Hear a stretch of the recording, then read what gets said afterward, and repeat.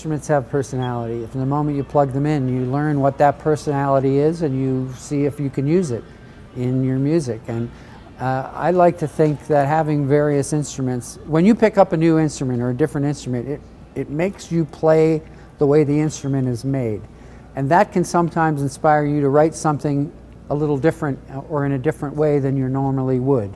So I think different instruments can inspire different types of music. Yeah, guys, and it's as simple as that. Exactly what Geddy Lee said. Each bass have its own personality. I get questions all the time. Why do you have so many bass guitars? Why are you spending so much money on these guitars? Why you have so much boutique basses? Just why? And I don't think anybody will truly understand until they're in a position where they have multiple instruments and they practically hear, the different characteristics in the bass. And it takes a certain air to hear that. It really does. It really does. My ear was never trained. It wasn't always trained to hear, the different sounds from the different woods. Actually, I was never a guy that cared about the woods. I more cared about the aesthetics. So like the finishes, right? The paints that were put on these bass guitars.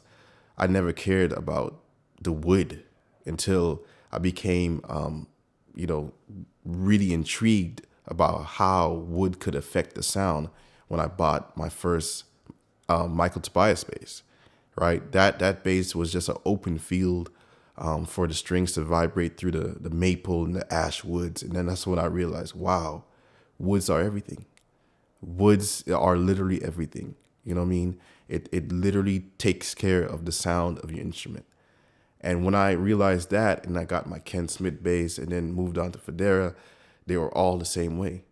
And then that's when I realized that, yeah, each one of these basses have its own unique voice.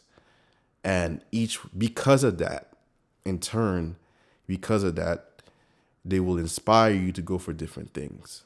You know what I mean? Like, for example, when I slap on an ebony fingerboard, it's nice and bright, but I get more juice and power and more like inspired to slap bass on a maple fingerboard as opposed to ebony or rosewood. Rosewood is cool, you know what I mean? But it's to me, the ultimate voice for slapping bass is on a maple fingerboard. You know what I mean? Because it just has that characteristic and it's known for that. It's a classic wood. Rosewood is great, but it's not ideal for slapping. You know what I mean? If you're looking for that specific slap tone with that power, that punch, that bottom end, that brightness. You know what I mean? That's just an example, right? Of a characteristic or something that just has, that personality and that attitude. But each one of these basses that I own have an attitude. They all do. They all possess an attitude. And as more and more as you play them, you instill your personality and your traits into them. And it just really takes it on from there. But yeah, Geddy Lee is absolutely right. Each one of these basses possess a personality. And they will inspire you to play differently. You know what I mean? They will do. When I play a 4-string, I'm playing different from when I'm playing a 6-string than when I'm playing a 5-string. Just the feel of the neck, how fast I could move on a 4-string neck versus a 6-string neck changes how I play. You know what I mean? There's just the sonics from the bass. You know what I mean? How I use my ear to hear, the sound of the bass in the mix changes how I play, changes what I go for. You know what I mean? Changes the technique that I use. Imagine using a P bass, on, a Motown record. Like that's just home right there, right? Because the guy who's behind, those bass lines, those classic bass lines use that bass. Whenever I pick up a P bass and I play Motown, it just feels at home. And especially when I have the flat wounds on there, flat wound strings. It just feels at home, as opposed to using a more modern bass that is just like hi-fi definition and, it's kind of like just crisp and cut through the mix. It's a great instrument, but it's not the ideal instrument for that era of music and just the feel. You know what I mean? It's just like when I'm playing that 4 string with that flat wounds on it, and I'm hitting that Jameson type of walking bass line type deal. It just feels at home. It inspires me to go for that kind of sound and even to innovate and develop more from it. So yeah, it is important, in my opinion, to have multiple instruments for that reason. And this is a very subjective topic. It's something that could be argued or debate on whether you need one instrument in life or you need 15. You know what I mean? And I find that, guys that have multiple instruments usually understand, this whole concept.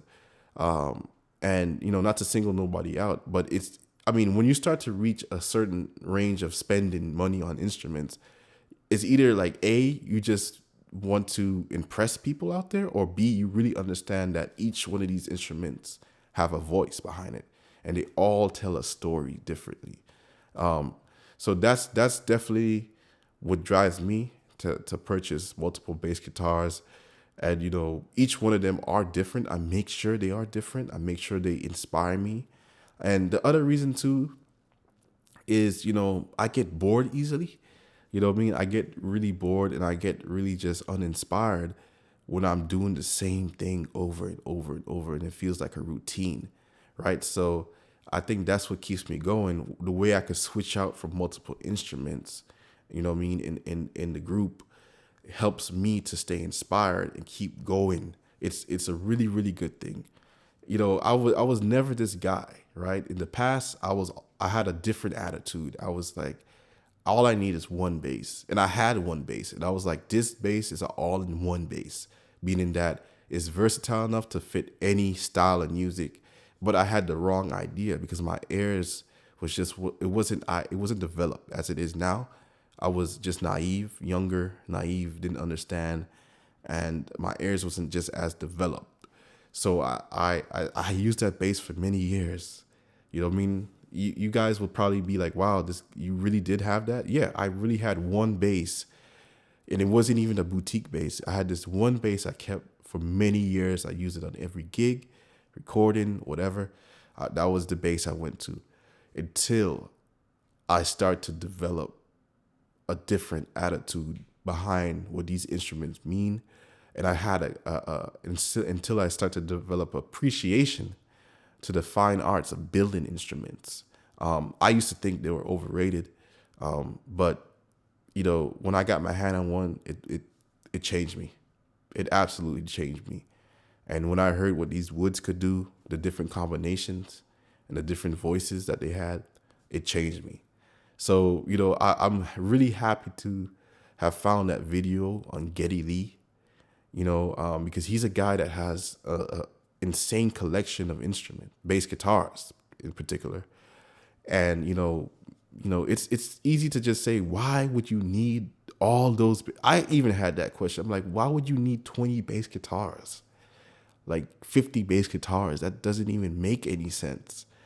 But it makes a lot of sense when you're trying to stay inspired. It makes a lot of sense when you're hearing something in your head and you can't get it out on that one bass, but there's that bass in your collection that you could go to and, get that sonic to come out and you really get your ideas to come out. You know what I mean? So, you had to, if I had to leave with any advice to anyone here, you have to stay inspired. The moment that you become inspired as an artist, musician, is a moment that you really need to reevaluate what's keeping you inspired. Obviously, there's other things to be inspired, so I'm not going to argue there.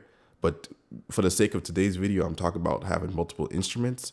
So I'll say you have to find inspiration with having, a wide range of a tonal palette that you could just go dive into, whenever you need to be. And you never know. One day you may wake up and you might feel to slap bass. One day you might feel to get that Jamerson sound. One day you may feel to not dig in as much and have a bass that just is mellow and smooth, and it just varies. It just varies, and just having those various options in your collection is important. It's very, very important. So guys, I hope you found this video helpful. Please like, share, comment, subscribe, and I'll see you in the next video.